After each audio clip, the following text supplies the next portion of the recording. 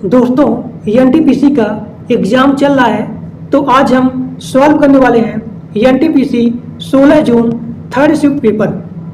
तो जिन लोग का एग्ज़ाम हो गया है वो सभी लोग ध्यान से अपने क्वेश्चन को मिला सकते हो कि आपका कितना क्वेश्चन सही है या फिर कितना क्वेश्चन गलत है।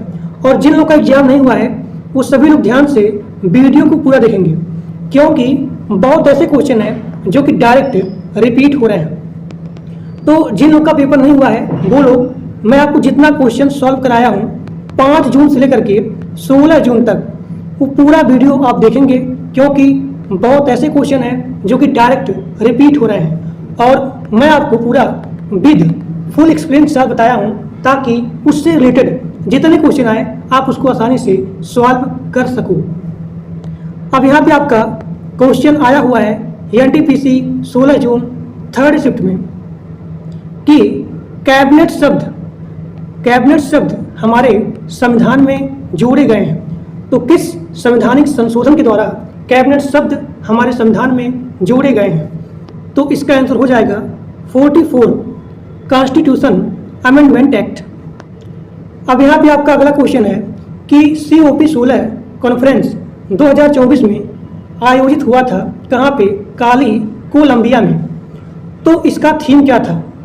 तो COP 16 कॉन्फ्रेंस 2024 काली में जो यहाँ पे आयोजित हुआ था, इसका थीम था पीस विथ नेचर।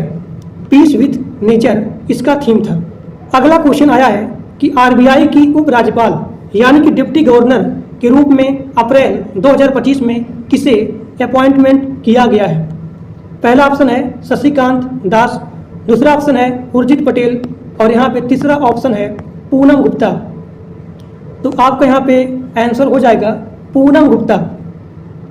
यहाँ देखिए, भारत सरकार ने प्रसिद्ध अर्थशास्त्री डॉक्टर पूनम गुप्ता को RBI का एक नया डिप्टी गवर्नर नियुक्त किया है। उन्होंने 1 अप्रैल 2025 को 3 वर्ष अवधि के लिए अपने पद को संभाला था, और उन्होंने माइकल पेट्रा का भी स्थान लिया है। और यह जो है डॉक्टर गुप्ता इस पद पर आसीन होने वाली चौथी महिला है। अब यहाँ पे आपका अगला क्वेश्चन है वोल्ट मीटर द्वारा किसका मापन किया जाता है? तो इसका आंसर हो जाएगा वोल्टेज के द्वारा। वोल्ट मीटर द्वारा किसका मापन किया जाता है? तो वोल्टेज। Answer number B. यहाँ देखिए, वोल्ट मीटर एक उपकरण होता है जिसका उपयोग किया जाता है किसी परिपथ में 2 टर्मिनल पर वोल्टेज मापने के लिए। अब यहाँ पे आपका अगला क्वेश्चन है किसी भी कंटेंट को कॉपी या फिर कट करने के बाद पेस्ट करने के लिए कौन सी शॉर्टकट की का यूज किया जाता है? तो इसका आंसर हो जाएगा कंट्रोल V। कंट्रोल V से कॉपी किया जाता है। देखिए, कंट्रोल V से आप किसी भी टेक्स्ट को, इमेज को कॉपी कर सकते हैं, और जैसे आप प्रेस करेंगे कंट्रोल V तो आपने जो भी कॉपी किया है वो यहाँ पे पेस्ट हो जाएगा। इसके अलावा कॉपी करने के बाद आप जैसे राइट क्लिक करेंगे तो वहाँ पे एक पेस्ट करने का ऑप्शन आ जाएगा। तो इसका आंसर हो जाएगा कंट्रोल V। अगला क्वेश्चन, शिवालिक रेंज जिसे बाहरी हिमालय भी कहा जाता है, तो ये जो है किस किस नदी के बीच में फैला हुआ है? तो इसका आंसर हो जाएगा सिंधी और यहाँ पे ब्रह्मपुत्र रिवर के बीच में फैला हुआ है। लेकिन जो है आपके एग्जाम में आया था कि शिवालिक रेंज भारत के किस राज्य के बीच में फैला हुआ है। तो अभी जो है हमारे पास जो इसका ऑप्शन है, तो ऑप्शन नहीं है, तो मैं आपको पूरा इसका डिटेल बता देता हूँ कि शिवालिक रेंज किस राज्य के बीच में फैला हुआ है। देखिए, शिवालिक रेंज जम्मू कश्मीर, हिमाचल प्रदेश, उत्तराखंड, पंजाब, हरियाणा और यहाँ पे पश्चिम बंगाल, यहाँ तक पूरा ये फैला हुआ है। और अगर हम इसका मैप देखें तो ये आपका हो जाएगा, यहाँ देखिए, तो ये आपका पूरा हो गया शिवालिक रेंज। ये आपका पूरा हो जाएगा शिवालिक रेंज। अब यहाँ पे आपका अगला क्वेश्चन है भारत के किस अनुच्छेद में, किस आर्टिकल में पोषण के स्तर को और यहाँ पे जीवन के स्तर को बढ़ाने के लिए और यहाँ पे सार्वजनिक स्वास्थ्य में सुधार के लिए DPSP के बारे में बात की गई है? तो इसका आंसर हो जाएगा आर्टिकल 47 आर्टिकल 47 में बात की गई है किसके लिए? पोषण के स्तर को बढ़ाने के लिए और यहाँ पे जीवन के स्तर को बढ़ाने के लिए। अगला क्वेश्चन, भारतीय संविधान का कौन सा अनुच्छेद कानून के समक्ष समानता के बारे में बात करता है? यानी कि राइट टू इक्वलिटी के बारे में बात करता है कि कानून के सामने सभी समान हैं, कानून के सामने सभी समान हैं। तो इसका आंसर हो जाएगा आर्टिकल 14। आर्टिकल 14 अगर पूछा जाए कि राइट टू इक्वलिटी यानी कि कानून के समक्ष जिसे बोलते हैं समानता का अधिकार, तो समानता का अधिकार आता है भाग नंबर 3 में, यानी कि मौलिक के अधिकार में आता है। अगर पूछा जाए कि कानून के समक्ष समानता का अधिकार ये सिद्धांत किस पे बेस है, तो ब्रिटिश पे बेस है। अगर पूछा जाए इसको कहाँ से लिया गया है, तो इसको यूएसए से लिया गया है। अगला क्वेश्चन, एन.के. सिंह कमेटी 2016 किससे संबंधित है? तो फिजिकल रिस्पॉन्सिबिलिटी और यहाँ पे बजट मैनेजमेंट एक्ट। ठीक, आंसर नंबर डी। अब यहाँ पे आपका अगला क्वेश्चन है, मिलिंद पनाहो और यहाँ पे राजा मिलिंद और किस बौद्ध भिक्षु के बीच में संवाद है? यहाँ पे ऑप्शन दिया गया है नागार्जुन, नागसेन, कुमारिल भट्ट और यहाँ पे नागभट्ट। तो इसका आंसर हो जाएगा नागसेन। अब यहाँ पे आपका अगला क्वेश्चन है, कौन से जनजाति नेता को फांसी ना दे करके देश से बाहर निर्वासित कर दिया गया था? आपके पेपर में ऑप्शन था पीताम्बर और Nilambar, option number 1। Option number 2 में था सिद्धू और यहाँ पे कान्हो। ऑप्शन नंबर 3 में था तिलका मांझी और यहाँ पे ऑप्शन नंबर 4 में था तिरोट सिंह। तो आपका यहाँ पे आंसर हो जाएगा तिरोट सिंह को फांसी नहीं दिया गया था, उनको देश से बाहर कर दिया गया था।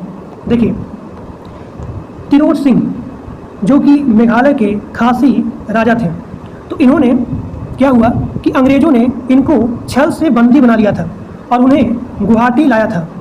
और उसके बाद उनको निर्वासन करने के बाद डक्का, जो कि अभी आपका पार्ट है बांग्लादेश का, तो इनको यहाँ पे निर्वासन करने के बाद डक्का यानी कि बांग्लादेश भेजा गया था।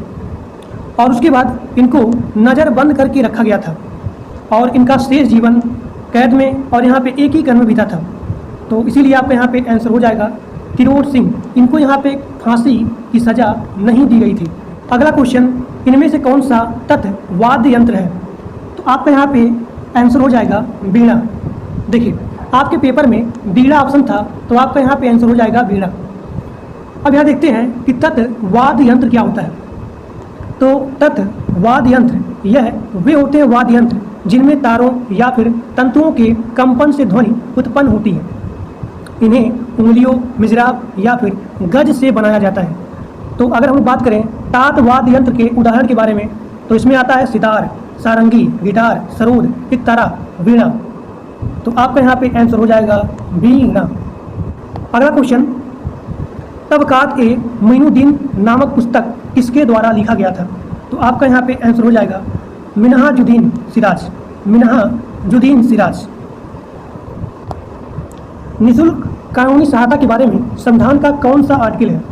यानी कि फ्री कानूनी सहायता के लिए संविधान के कौन से आर्टिकल में बताया गया है? तो आपका यहाँ पे आंसर हो जाएगा आर्टिकल 39A।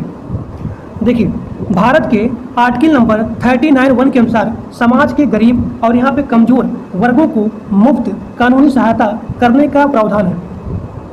और यह जो है सुनिश्चित करता है कि आर्थिक या फिर अन्य अक्षमताओं के कारण कोई भी नागरिक न्याय से वंचित ना हो। और इसीलिए यहाँ पे समान न्याय और यहाँ पे मुफ्त कानूनी सहायता के बारे में बात किया जाता है।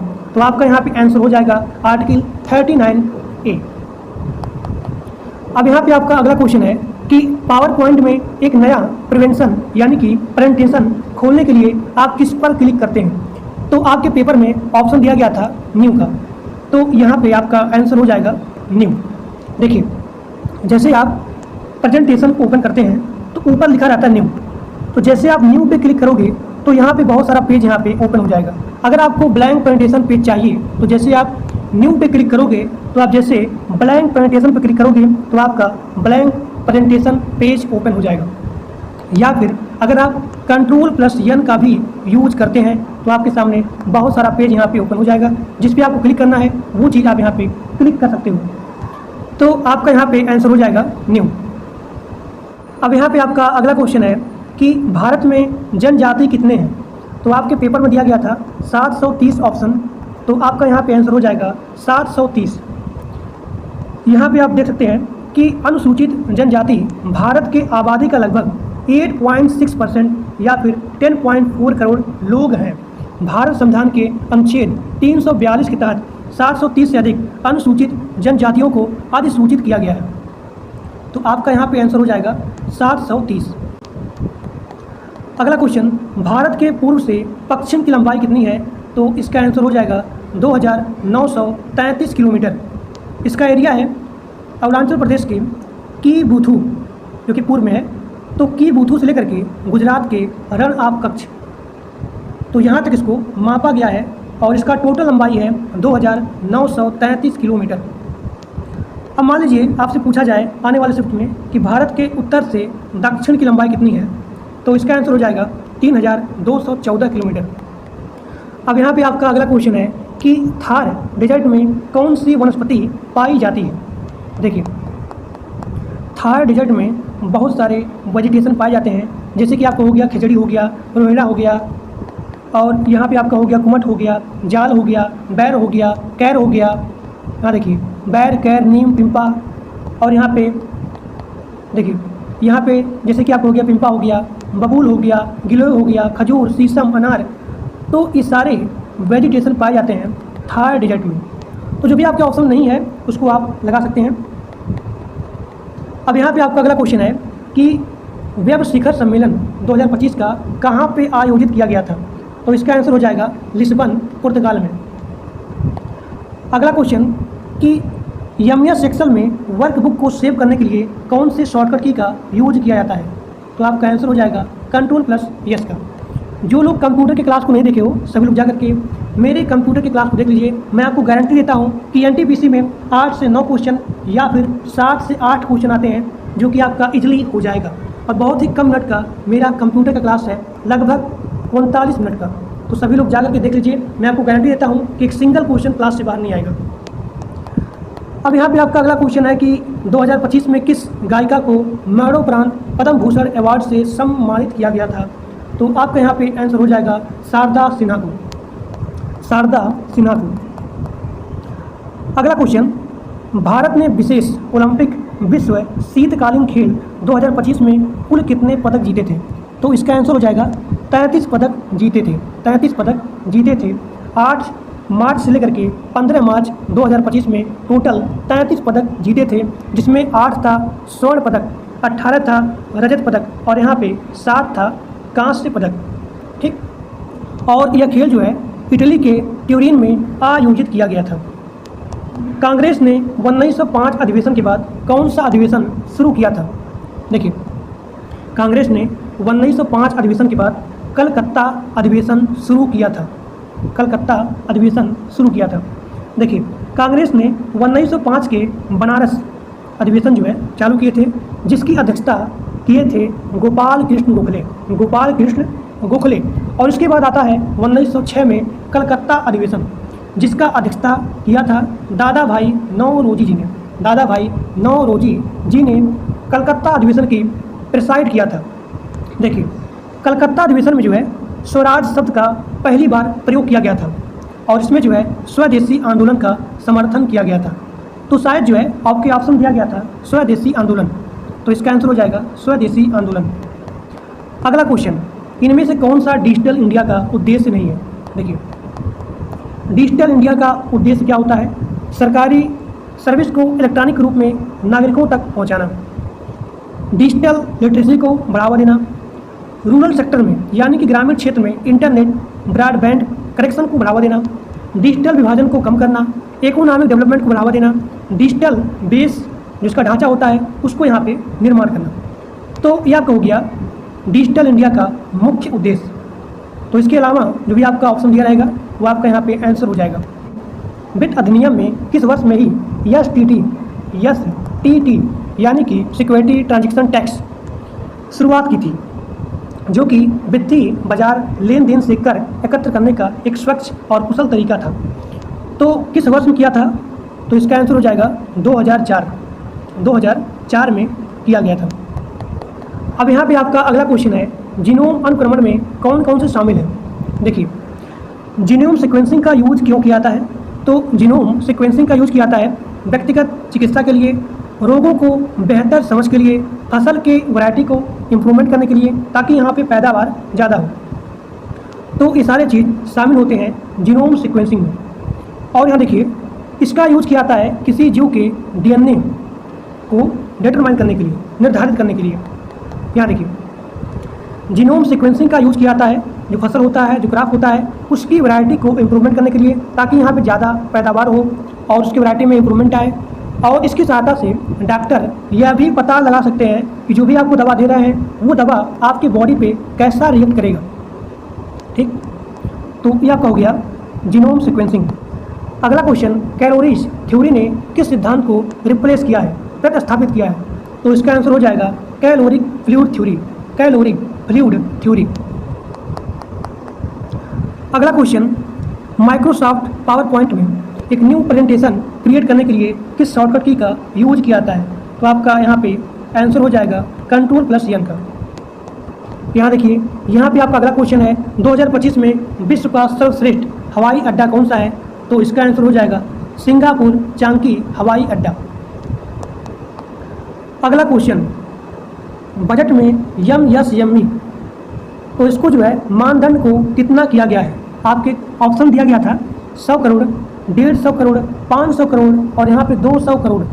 तो यहाँ पे आपका आंसर हो जाएगा 100 करोड़। देखिए, केंद्रीय बजट 2025-2026 के अनुसार लघु उद्योग यानी कि यमई के लिए निवेश सीमा को बढ़ा करके 100 करोड़ रुपया कर दिया गया है। पहले यह सीमा जो है 40 करोड़ रुपया था, तो इसको यहाँ पे 2.5 गुना बढ़ाया गया है ताकि अधिक उद्योग इस श्रेणी में आ सके और जो है सरकारी प्रोत्साहन का लाभ उठा सके।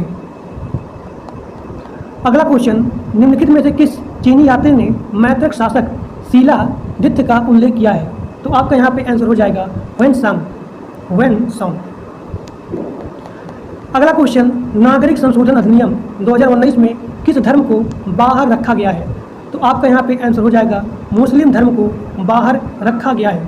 देखिए, यह एक्ट जो है पाकिस्तान, बांग्लादेश, अफगानिस्तान से आए हिंदू, सिख, बौद्ध, जैन, पारसी, ईसाई धर्म, इन सभी को जो है नागरिकता, इसका इंडियन की नागरिकता देने का प्रावधान है, लेकिन मुस्लिम समुदाय को यहाँ पे नागरिकता नहीं दी जाएगी। तो आपका यहाँ पे आंसर हो जाएगा मुस्लिम धर्म यहाँ पे वंचित है। अगला क्वेश्चन, आगरा में स्थित जहांगीर महल का निर्माण किस पत्थर से किया गया है। तो आपका यहाँ पे आंसर हो जाएगा लाल बलुआ पत्थर, लाल बलुआ पत्थर, रेड स्टोन। अब यहाँ पे आपका अगला क्वेश्चन है, हाल ही में सेवा सिंह थिकारीवाला की 42वीं पुण्यतिथि मनाई गई और यह जो है किस आंदोलन से संबंधित है। तो आपके पेपर में ऑप्शन दिया गया था रियासती प्रजामंडल, तो इसका आंसर हो जाएगा रियासती प्रजामंडल। देखिए, सेवा सिंह थिकारीवाला का अकाली आंदोलन यानी कि सेवा सिंह थिकारीवाला का अकाली आंदोलन और यहाँ पे रियासती प्रजामंडल आंदोलन से संबंधित है। अगला क्वेश्चन कि एमएस एक्सेल में मिक्स्ड सेल रेफरेंस को कैसे लिखते हैं। तो एमएस एक्सेल में मिक्स्ड सेल रेफरेंस को डॉलर से स्टार्ट करते हैं, जैसे कि आपको हो गया $A1 हो गया या फिर $B1 हो गया, कोई भी हो गया, सबसे पहले स्टार्ट करते हैं डॉलर से। तो एमएस एक्सेल में मिक्स्ड सेल रेफरेंस को सबसे पहले डॉलर से लिखते हैं। ईस्टर्न पेरिफेरल एक्सप्रेसवे किस शहर के यातायात को कम करने के लिए है। तो आपका यहाँ पे आंसर हो जाएगा दिल्ली शहर के यातायात को कम करने के लिए है। आंसर आपका हो जाएगा दिल्ली शहर। तो आज के लिए बस इतना है, और जो लोग टेलीग्राम ग्रुप में और व्हाट्सएप ग्रुप में नहीं ज्वाइन हो, उसका लिंक इसी वीडियो के डिस्क्रिप्शन बॉक्स में दिया गया है, तो सभी लोग जाकर के ग्रुप को ज्वाइन कर लीजिए। मैं इन सभी का PDF अपने व्हाट्सएप ग्रुप में और अपने टेलीग्राम ग्रुप में शेयर करता हूँ। तो आज के लिए बस इतना है। Thank you.